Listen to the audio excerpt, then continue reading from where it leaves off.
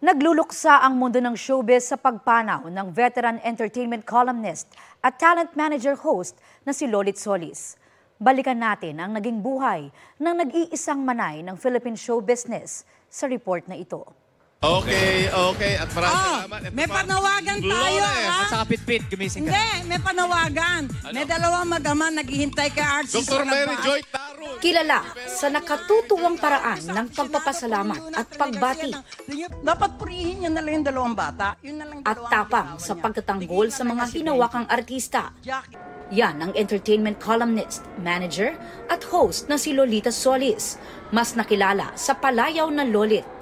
Nagtapos siya ng kursong Mass Communication sa University of the Philippines. Nagsimula ang karera ni Lolit bilang police beat reporter noong 1970s. 1980s pinasok niya ang mundo ng show business at naging talent manager. At sa paglipas ng panahon, ilang malalaking artista ang kanyang hinawakan. Kabilang sina dating Senador Bong Revilla, Congresswoman Lani Mercado, Gabby Concepcion, Ami Austria, Tonton Gutierrez, Glidel Mercado at Paulo Contis.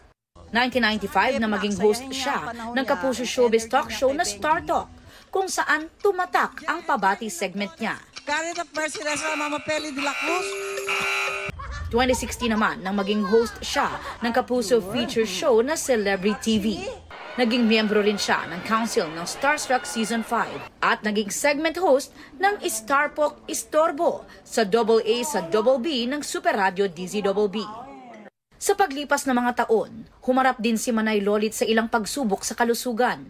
Sa kabila nito, patuloy pa rin ang kanyang pagiging magiliw sa social media.